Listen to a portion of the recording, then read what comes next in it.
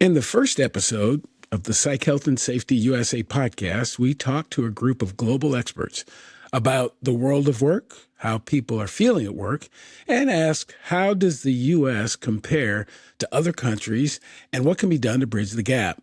4 years later, we have reassembled that panel and we'll be asking the same question again. Up next on this episode of the Psych, Health and Safety USA podcast.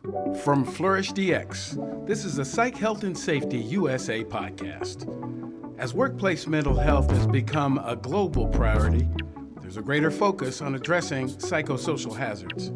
Each week, we look at psychological safety from an occupational health and safety perspective. Let's talk psychological health and safety. Welcome to this episode of the Psych, Health and Safety USA podcast. I'm your host, Dr. I. David Daniels, and I want to thank you for tuning in. Our goal for each episode is to increase awareness of the importance of psychological health and safety by learning from the lived experiences, research, and expertise of our guests, as well as advocating strategies to reduce harm and minimize vulnerability to psychosocial hazards in the American workplace. Over the past 4 years, I've spoken to 190 unique guests across 170 episodes about various perspectives on psychological health and safety. But no guests are more knowledgeable and more special than the 4 people I'll be talking to in this episode. On June 28th, 2021, FlourishDx conducted a live event involving all 4 of my guests. At the time, I was working on a dissertation towards my doctoral degree in occupational health and safety. I could argue that event not only changed the course of my research, but potentially the course of my life, and ultimately led to me becoming the host of the Psych, Health and Safety USA podcast. The podcast is making a transition, and we'll talk more about that toward the end of the episode, but there's no group I'd want to talk about more than this one. So without the formalities, we're just going to start talking, and we're going to talk for the next 45 minutes or so. But I want to take the time to introduce, as I so often do, the guests, because I think there are still people in this country who haven't met these folks. If you're in the industry, if you're out flying around the world, you've seen all of them. But for those of you who've not met them, in person or seen the mothership, the Psych, Health and Safety podcast, I just want to take a little bit of time to have each of my guests introduce themselves, and we're going to start with the leader. So here's the question: who is Jason Van Schie? David, first of all, congratulations on so many episodes. And yeah, it's been really great to support you over this time, and looking forward to doing this last one with you. Obviously, last podcast in this format. Hopefully I get invited as a guest maybe on the new podcast format. But who am I? I'm a failed athlete. I really wanted to be an NBA player when I was young. I guess fortunately for Joelle, who I've employed since, I actually went down the psychology route, became an organisational psychologist, and started to specialise in psych, health and safety back in 2018. And I guess I'm probably most known for hosting the Psych, Health and Safety podcast and founding FlourishDx, a company devoted to improving the way that people work to improve mental health outcomes. Okay. And we're going to hear more. Certainly going to hear more. How about this? Who is Joelle Mitchell? That depends who's asking, David. But for the purposes of this podcast, so I'm an organisational psychologist. I'm in Perth in Western Australia. I guess my work experience has been in safety and risk management throughout my career, including some time with the regulator for the offshore petroleum industry here in Australia. I've been working with Jason for 5 and a bit years, and I am the co-host of the Psych, Health and Safety podcast, the OG Psych, Health and Safety podcast. Right on.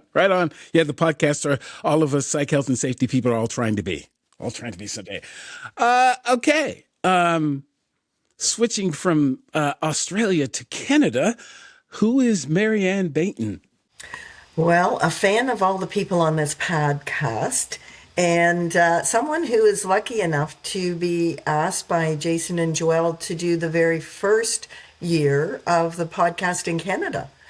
And it was such a learning experience for me, not just the technology, but the people that I got to meet. And I started off in workplace mental health, and it morphed into psych health and safety here. And I was privileged to chair the technical committee for the National Standard of Canada on Psychological Health and Safety. And it's currently being rewritten. So yeah, it's been a journey. Absolutely. And across the water in the UK, who is Peter Kelley? I'm a retired health and safety inspector. I now run my own company in mental health called Being Real, workplace mental health solutions. And I started this journey expecting to be a clinical psychologist, but I ended up specializing in psychosocial risk and mental health through the development of standards, both at a national level and also at an international level, ISO 45003, and a recent standard on suicide prevention, which is BS 30480. And yeah, so that is my journey. 25 years I've ended up here on a podcast. Well, one of the questions that Jason, Joelle, you all ask folks are the podcasts that you listen to, and I kind of listen to you guys. I listen to a couple of others. I do have to be honest, but I really enjoyed the recent banter that you all were having about the standard, and Peter, you as a guest. It's always good to see people that, first of all, you know they know what they're talking about because you've heard them speak or been in their presence before. And I thought that was really interesting.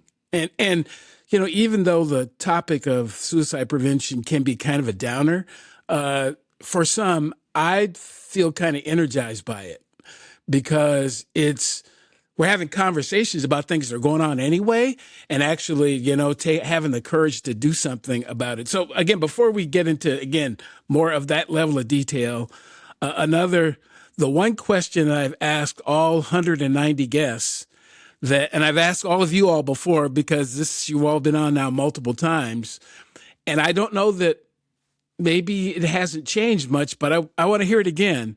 What does psychological health and safety mean to each of you? And I think how about, Joelle, how about we start with you? Sure. I think for me, fundamentally, psychological health and safety is really about saying, if you've got people who are coming and giving you their time in exchange for money, certainly, but you know, time is kind of the most limited resource that any of us have. And if you've got people who are spending their time working for you and helping you to earn money and be profitable and do, you know, achieve all of your business objectives, the very least that you can do is not cause them harm. But the amount of harm that can be caused through work, and not just physical harm, but, you know, psychological harm, and the impacts that can have on a person and on their family and on their community and on the economy, if we want to start talking, you know, more macro, you know, and the ripples that can have are just enormous. And there is just so much benefit for everyone involved if we do it well. Like, why wouldn't we try to improve things? Absolutely. Marianne, what do you think? Well, I think Joelle said it very well. It's a win-win situation. And I think the problem is some employers don't understand that it's not about being nice all the time. It's not about doing whatever your employees want to do. It's not even about giving everybody the job of their dreams. It is about doing no harm in a way that optimizes the energy, the focus, and the commitment of employees. So the employers who get it benefit from it. The employers who don't get it continue to put fires out. Wow. Peter, your thoughts? For me, you know what it is? It's those things at work which happen around us, and and we need to give consideration to the fact when we talk about people's whole self, they might come in and they bring things into the workplace that potentially become hazards, but we can manage that and we can manage those hazards. And it's, obviously it's in the title, it's psychological and social. If you go into a workplace and you're not supported, which is the social, element of it, you're going to be distracted and you'll probably engage in something or do something that's not going to be necessarily a right outcome. So it's both health and safety outcomes. Jason, what do you think? Yeah, I think it's going beyond good intentions to really give a robust, evidence-based approach to making work not suck for people, right? And improving their conditions so it does lead to better outcomes for both the company and for the people's well-being that do the work. But it's really workplace mental health on steroids, I think. Historically, we've always focused on individual level interventions and largely reactive ones, whereas this actually gives us a chance to make work good for everyone that chooses to put their time into it, which ultimately can have benefits for everyone who engages in a workplace like that. Right. Yeah. I'm particularly struck by the by the words you use, the everyone part, because I think there are a lot of systems that they do work well for certain segments of the folks in the organization. And I've also come to believe over the years that some of that's not necessarily intentional one way or the other. It's not like you intended it to be good for one group or intended it to be bad for another group. That wasn't the intention, but that's the effect. Because folks haven't sat down and taken the time to intentionally ensure that this is psychologically healthy and safe for everybody. And Peter, to your point, the conversation around bringing their whole self, I think is interesting. And I think people ought to stop saying it because literally bring your whole self. How about bring the part of myself that's going to help us accomplish whatever this is, whatever we're here to do. But I can't bring all of myself because you aren't built to handle all of me. No, exactly. And I literally did a blog post that's come out today talking exactly about this. Because actually, your whole self isn't just a token statement like a CEO will make. Your whole self means every element of you, which is both, and we need to give that consideration. It is not a great word to use, and actually, you'll see that on my LinkedIn later on today. But I'm trying to, I think we need to tackle these misconceptions all the time, and we can do that through the podcast, or we do it through the blogs that we do. But there's a lot of things that happen out there which don't actually have an impact on people's psychological health and safety. They're tokenistic in nature, and we have to call it out. Right. Yeah, absolutely. Yeah, absolutely. Absolutely. Go ahead, Maria. Go ahead. Yeah, I just want to add that my early work was all around helping people with a diagnosis of a mental illness to return to work or stay at work. And it was watching that when a leader in particular, but an employer at large, had a psychologically healthy and safe workplace, although we didn't have the words for it then, it was really easy to accommodate an employee with depression, anxiety, to be able to do their work, not to get out of work, not to move things around. And that was really why we started to say, this is good for everybody. If we do it in a way that there's less conflict, less confusion, less pressure, everybody can bring their best self to work. And my best self today may be somebody with a mental health issue, but it doesn't matter if the barriers and obstacles are removed. I can do my best at work. Yeah. Yeah. Absolutely. It is literally good for everybody, including the shareholders and customers and all the other folks. It's good for everybody. Again, it's been 4 years since I listened in to you all have this conversation, and I'd be interested what's different, if anything, in your country on this topic in the last 4 years. And Marianne, we'll go back to you. I mean, what's different in Canada from 4 years ago, if anything? Okay, Jason's going to take credit for this, and maybe he can a little bit, is that there is the shift from seeing it as the adding in of positive things to really looking at the hazards, right? And taking a more health and safety approach to it, and really saying this is risk management more than helping employees or being nice. And so we're shifting to that risk hierarchy of controls. And I think the control word is the main thing, because you can do all the surveys you want. You can even talk to your employees, which is a critical part of it. But if what you do are campaigns or communication or pretty posters or even lunch and learns, if you're not going to the source of the hazard, which is often work design or leadership style or the way work is assigned or the pressure put on people, you're not really changing anything. So I think we're shifting in a positive way. I don't know how I can take credit for that, Mary Ann. You've been at it since 2013. I only started in 2018. Oh, but you've been a good influence on me, Jason, to look at it right from the beginning when you talked about what FlourishDx was doing and how it was doing it. It's been a great influence on me to think a little broader. Absolutely. Peter, what about the UK? Has anything changed? I think there's a maturity that's come about, which we no longer just talk about stress outcomes. We're actually talking about psychological factors in work. We still don't use the term everyone else uses, but that will change over a period. But, you know, when the suicide guide, prevention guide was launched, it was in the men's mental health strategy for the government on the same day. So I think that's where mental health has risen, and mental health at work has risen through that sort of engagement. I think there's still a long way to go. I'd like to, see workplaces designed around people, not around systems that are there. And we're sort of talking about the fact that we design messages for it's good to talk, and then but we don't facilitate work environments where men could talk. So we blame the men, but we're not necessarily not looking at the system and going, maybe it's something about the messaging. We have to be creative in how we talk about what we're doing on psychosocial risk.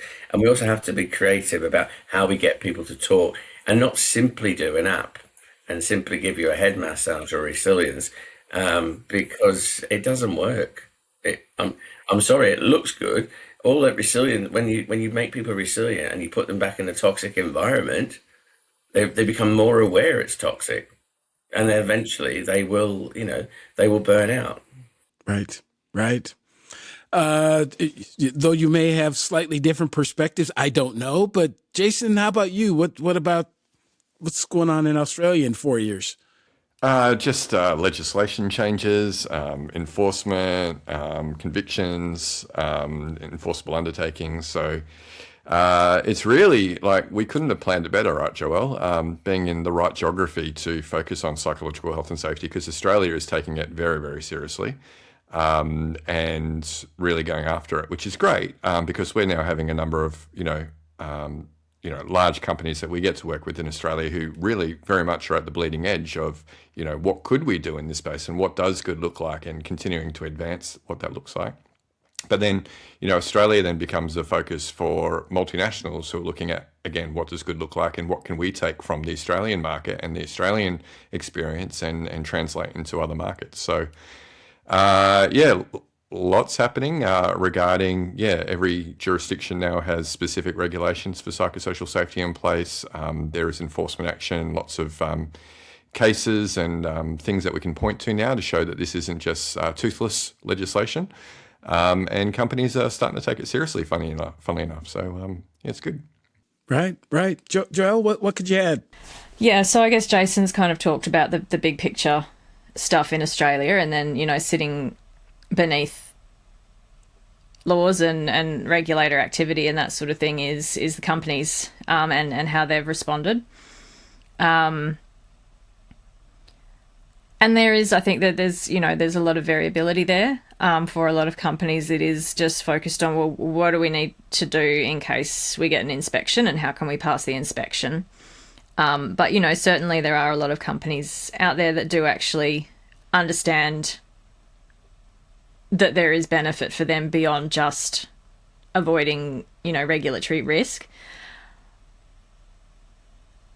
And so we are certainly seeing meaningful change and meaningful movement in the right directions in a lot of businesses in Australia. And, from very big businesses through to, probably medium-sized businesses is who we work with.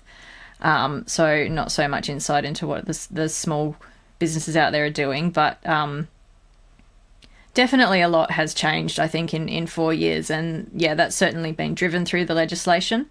But then, lots of people across so many organisations in Australia and globally who really are committed to doing this and to doing it well. And, now that they've got the levers that they needed to be able to pull, they're able to really get their teeth into this work and make that meaningful change. Do you need more psych health and safety in your life? Then head over to the FlourishDx Academy for several free on-demand e-learning courses. If you're an internal professional, follow FlourishDx on Eventbrite to register for any of our free fortnightly interactive webinars. Our flagship professional practice program is also exclusively available for internal professionals. The 12-week course blends theory, applied practice, and interaction with other professionals through live lectures and a monthly community of practice session. Find out more about all these learning opportunities or inquire about a bespoke in-house training at the FlourishDx Academy. www.45003.org. Now back to this episode. I can add that things have changed in the U.S., in two different ways. Again, we talked a little about this before we started to record, but I think some would look at some of the things that are going on and suggest we've gone way backwards, and I agree. But on the other hand, I also believe that we've got some real progress going on here, and a lot of it, I will give credit to the three of your countries, because we have lots of big companies who started in the U.S., but they have a presence in Australia, Canada, the UK. And because of your legislative approaches, of the standards that are in place, or what the conversation is being had, they're having to come up whether they want to or not. They can't operate the same way that they operate in the United States. And then folks in the U.S., they'll fly over, they'll have a meeting with someone in one of your countries, and they'll go like, well, hold up. If they're doing this thing over there, how come we can't do that thing over here? So while I don't suspect that we'll have any type of national legislation soon, we do have some really interesting, conversations going on. And I'll call out a couple of them. There's an organization called the Work Stress Prevention Alliance that just launched in the last few months. As a matter of fact, my goal is to get the leader of that effort on, here fairly soon to have some conversation. But it's an entire group of folks who are interested in psychosocial hazards, psychosocial risk, the entire conversation. And I love it. I got somebody passed my name to somebody, and I got invited to a meeting, and I kind of keep going. There's another group, the Society for Total Worker Health, has been, they don't use the same words, but the total worker health concept and psychological health and safety to me look the same. They really do. When you take them apart, they look the same. It's this broad approach to making sure that work is more than just, well, people didn't slip and hurt their back, or they didn't, the building didn't catch on fire, but really looking at the human beings and how the human beings are affected. So I would say that those, and there are other efforts that are going on, and a lot of it is individual companies, individual people, individual groups that are just getting together and starting to think about, this could be better, because we've actually now seen examples from other folks, and you all are the examples that are leading most of these conversations. The other question is, I'm going to jump around here, is because we are kind of following your lead, how about if I, take my place on the Psych Health and Safety couch and ask, what advice would you all give, not only the United States, but other countries who haven't gotten as far down the road as you have, what kind of advice would you offer to get better, to help things be better? So Peter, we'll start with you. If you were giving advice across the globe about what countries should be doing, what would you say? What would you offer? Well, I'm fortunate to have worked with a couple of global companies that have got footprints across the world, and the advice I gave them was make sure all your systems are integrated. That if it's in one country, it needs to be in the other countries. Not simply saying, well, we'll do this because we're in this regulatory environment. If you're going to do this properly, it has to be systemic and it has to be across all of the organization. Stop giving credence to apps and to tertiary interventions such as resilience and mindfulness training, and actually look at the job, see if the job can be done differently, and what is it about the job that maybe makes it uncomfortable for people. Let's be creative in our messages. You can't just do a well-being message and assume it's going to land. It might not land depending on the makeup of the people that you're with. There are some things that it's like when in the early days when we were trying to get messaging about asbestos out, we had to target our messages in a certain way to get people's attention. And that's the same now. I think we've become a little bit lazy, if I'm honest. I think we just go for a default and we'll put this in place and that'll be okay. We are seeing apps that are generated by AI. They've got no evidence base behind them. Think about what you're getting. Ask the questions. Where's the evidence base? Where's it come from? And I think we would do that with every other safety issue in the workplace. And when it comes to mental health, we're not asking those questions. So I think that it's a little bit of a rant, but I think it's important. You know what I mean? That actually know what you're buying. You know what I mean? Absolutely. Absolutely. Jason, what would your advice be? A couple of things. So first of all, don't confuse terminology. All of you on this call would know and have experienced when people conflate psychological safety and psychological health and safety together. And it really leads to a lot of confusion and a lot of activity, but not necessarily something that drives improvements in mental health and positive work design. So that's one. Make sure the language is right, and equally don't shy away from terms like psychosocial. It is in international standards and whatnot. I don't think it's good enough to say, oh, people are scared or don't know what that term means. Teach them what it means, right? Like, it's not that hard. We've got an accountant who's our chief operating officer, and we taught him, didn't we, Joelle? Psychological, point at your head, it's in here. Psychosocial, it's out there. Those things out in your environment that impact on how you think and feel and then your behavior. So it's not that hard. Take the time to teach people, what's what. But really see psychological health and safety beyond what Pete was saying around, making sure you choose evidence-based interventions when you choose something. Actually practice evidence-based practice. Don't just jump in with the latest and greatest, shiny, flashy mental health intervention. Do a diagnosis first. Find out what your people actually need. Then choose the most appropriate intervention, which often doesn't cost a thing. It's actually changing their work, not adding something new. And then go back and measure and see, did that thing that we do actually make a meaningful difference? It's not that hard. I mean, that's, anything to do with mental health, regardless of whether you're dealing on the mental ill health side or on the workplace mental health side, you should be following that 3-step formula: diagnose, intervene, measure, and then keep doing it. Right. Joelle, thoughts? Like, work is a social determinant of health, I think. And thinking about psychological health and safety with that framing and trying to keep that framing front of mind, because it is so easy to slip back into thinking that it's about supporting individuals, getting them into help, early intervention, those types of things. But we really do need to just always think about what's the system here that's impacting people, and what can we do about the work that people are doing and the working environment that they're employed in to improve their health, not just their mental health, but their health overall. And that principle really should be kind of underpinning any of the work that you're doing. Mm-hmm. Marianne? So yes to everything that my colleagues have said, but my advice is really that we have to more and more look at it from risk management.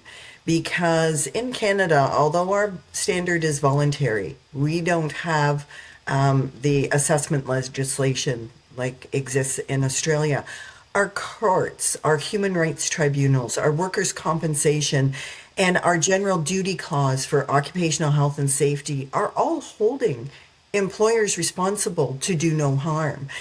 And one of the simplest way to get started, and this is for all of our American employers, is just ask your employees what might get in the way of you doing your best work. You're not saying, how can I make you happy for the rest of your life? How can I give you the job of your dreams? You're only asking, what might get in the way? I was working with somebody who was in mining, and he said that what he had done, it was actually on the Psych, Health and Safety podcast, he said that he asks people, what's on your mind today? What might get in the way of you being safe on the job? And that question more predicted accidents or injuries than, do you have your hard hat? Do you have your steel-toed boots? So yeah, it's not rocket science, but it's in the interest of the employer to do this now, not when they're legislated to do it. Yeah, I agree wholeheartedly that legislation in and of itself isn't the solution. I mean, and frankly, some of the conversations I've been having, if you think about, really great employers, they don't do things just because they have to. They do it because they believe they need to, because it's going to be better for them. And Marianne, to the point that you often make, this is not about the job of your dreams, because it isn't. I mean, there are things about work that are going to be hard. That's not the point. I so often talk about my fire rescue career. They were really clear that my job was going to involve going into buildings on fire. I mean, there was no shock. I wasn't surprised. What I was surprised about was the emotional trauma associated with some of the things that we were going to do they didn't talk about. And some of it is just having the conversation is so ultimately important. And if you've got to be legislated to do that or forced to do that, I'm not sure I'm not sure that people will want to work for you. Particularly, I think that, I describe myself as a Gen Zer who was born 37 years too early. I think a lot of them have figured this out. They go like, I'm not going to do that. I'm not going to be treated like that. I don't, I'll go do something else. I'll start a YouTube channel and live in a van first before I'll put up with some of the things that my parents and my grandparents put up with. And I think they figured it out. And again, these are kids. I mean, they're getting older as I get older, but they figured this out just based on being a human, just on being, and Peter, to your point, just on being a real human. And it doesn't take, a big complicated system. It takes a recognition that this is important and that the human beings are important. And so I'm going to toss this out to whoever wants to answer it first. Looking into the future, what do you think 5 to 10 years from now is going to look like based on our trajectory? So you can, however you want to describe that, whether your country, the rest of the world, where do you think we're going in the next 5 to 10 years in this whole conversation about psychological health and safety? Oh, where are we going? Who wants to go first? Well, we're moving away from stress toys and stress cats like this. We're going to move, I think in the next 5 to 10 years, there will be a maturity, probably not at the pace that we require it, but actually that people realize that workplaces are not just about the output of what you produce, it's how you're getting people to the products that you're producing. And we will see, hopefully, a maturity in psychosocial risk in people at recognizing hazards in the workplace. But we will still have to keep messaging and messaging and messaging and telling people that the systems are very important and that what you do in how you design systems around people. I'll add that I think AI and the evolution of technology is going to do a lot of the routine tasks. And more humans are going to be required to use discernment, judgment, empathy, compassion, and awareness.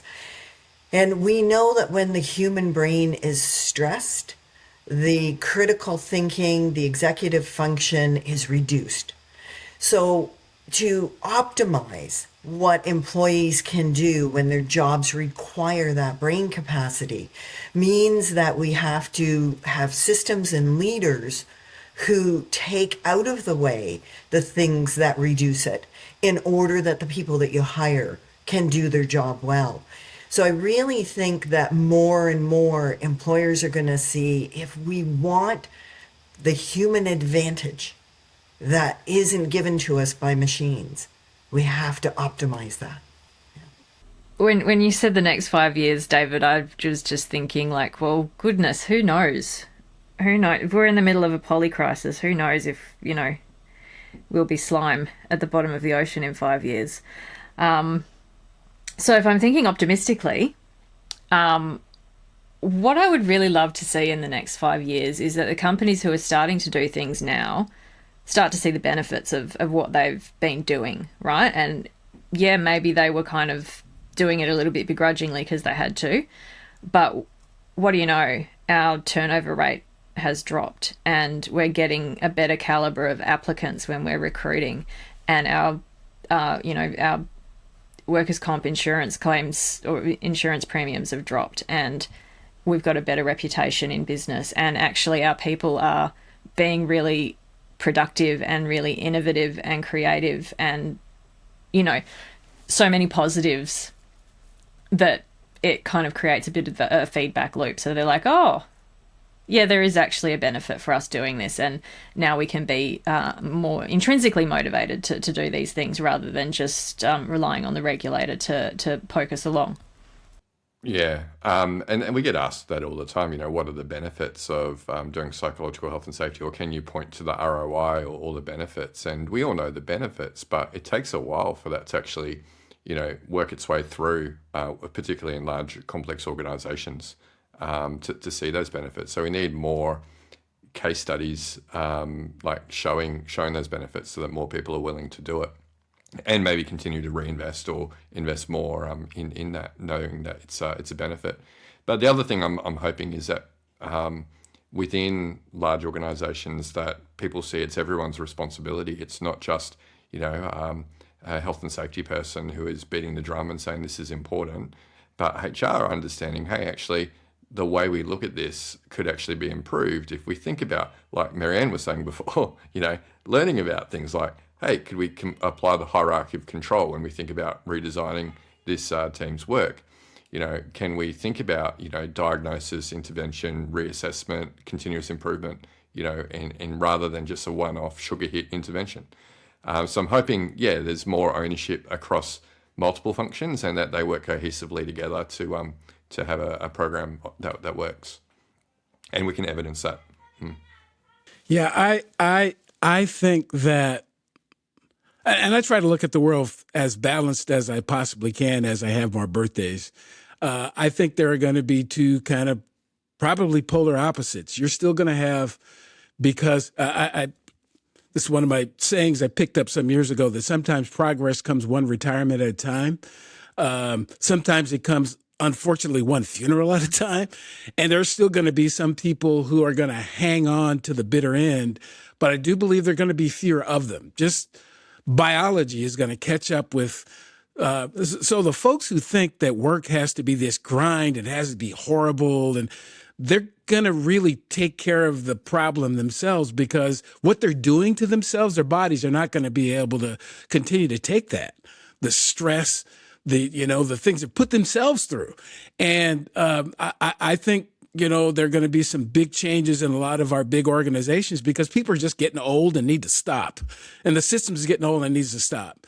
But the other thing that's kind of a more, probably a more positive look is the generation of people who have come up where conversations about mental health are not taboo, where, discussions about psychological safety are not weird, that observations that something is not psychosocially safe is not unique.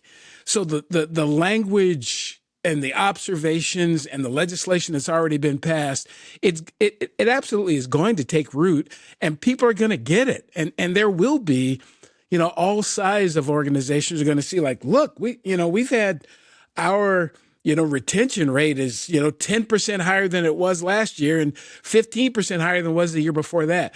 The data is there. People are going to see it more than they've seen it before. And a lot of it is because of, the work that many of you all are doing. I have to be honest, because people are getting their information in different ways than they used to. They are not necessarily going to what we might call legacy media to get it. They're coming to, places like podcasts and whatnot to get their information. So I think it's going to get better. Again, there's still going to be some pretty difficult places to work for those who want to go there. But I think there are going to be more options for those of us who want to be in environments that don't stress us out and wear us out. So, hey, I think it's going to get better. As we start to wrap the discussion, I just want to give each of you an opportunity to share something about this thing that we've all kind of embarked in, sharing information over, a podcast, a social media, a teaching. Just share something to encourage all of us to keep going and to keep doing it. So, again, let's all of us take a time. I guess I really love having these opportunities to be in the presence of people who can inspire me and who can share stuff that's going to go, make me like, yay! So who wants to be first to be tell us why that we should keep doing this stuff and encourage the group? Can I tell you why, but can I also give you a warning? Okay, go ahead. The warning is that every evolution of work has led to more work and more potential risk to individuals. Every evolution of work, which means the evolution in the AI revolution that we're seeing now will lead to more work and the potential. If we run AI and don't put any stop measures in place, we risk causing a problem for ourselves. But going forward, we have to make conversations about mental health, about psychosocial risk, normal in whatever context that needs to be for the person that wants it. Yeah. So it might not be a leaflet. It may not be an EAP. It might be something else. Let's be strategic in how we talk to people about psychosocial risk. Okay. Marianne. I just want to say that for those people who are listening to the podcast who already care about this, that if you surround yourself with people like I have, like all of you, that it keeps your energy, your motivation going. It helps you to keep learning different approaches, because the approach you use with one employer may be different than the approach you have to use with other employers. And not to get discouraged by those who aren't ready yet. For those who aren't there yet, there was a time none of us were there. We didn't understand, we didn't know. And to do the work because it matters, to do the work from your sense of integrity, like everybody here does, rather than hoping you're going to change the world tomorrow. Mm-hmm. Joelle. I mean, specifically on the question of encouraging you, David, to keep doing podcasts, like for me, it's one of the best parts of my job is getting to meet people from all over the world who are doing really interesting and innovative work and have, a really good quality, in-depth conversation about what they're doing and to be able to learn from them. And, the fact that conversation then is also shared with hundreds of people around the world is kind of a nice byproduct. But for me, that opportunity has really been just really, I guess, unexpectedly wonderful. So that's my encouragement for you, David. Right on. Jason, what do you think? Yeah, I agree. And I mean, that's how I sold it to you, right, David, when I said, hey, you've got a great voice for radio, buddy. But I said, you know your stuff. You've got a unique angle. There's not many black safety professionals, definitely not many that know psych health and safety as well as you do. Definitely not a published author. So use your unique view of the world and your, personal experiences to, spread the message, but, connect with people and give other people a voice. I was so thankful to Mary Ann for having you on her podcast as guest number 2. I was number 1. She had to have me. That was part of the deal. Because by doing that, I got introduced to you and, my world's better for it. And, I know a lot of other, and she, was very deliberate around having yourself on because of your background, because of your ethnicity, and by giving you or convincing you to do the podcast, you've been able to raise up so many other people's voices from minority populations that normally don't get a chance, right? Like you mentioned before, psychological health and safety is about making work good for everyone, not just the people who fit the majority, of an organisation. And the only way you can do that is to hear diverse voices and seek them out. So I encourage you to keep seeking out those diverse voices, buddy, so that everyone gets a voice in this. Yeah, absolutely. Well, I will say to the 4 of you is to keep doing what you're doing, because somebody's got to lead this conversation. They do. And I'd imagine that being out in front is hard some days. That you're trying to put something in front of people and they go like, "What's that? I don't understand. I don't see the evidence. I don't see the data. I don't see the ROI." But because you keep doing it, there's folks like myself and others who can go like, if they can do it, so can I. If they can try it, so can I. If they can make progress, so can I. And I am just so thankful to whoever came up with the idea 5 years ago to get you all together and have that conversation about 45,003. It is not.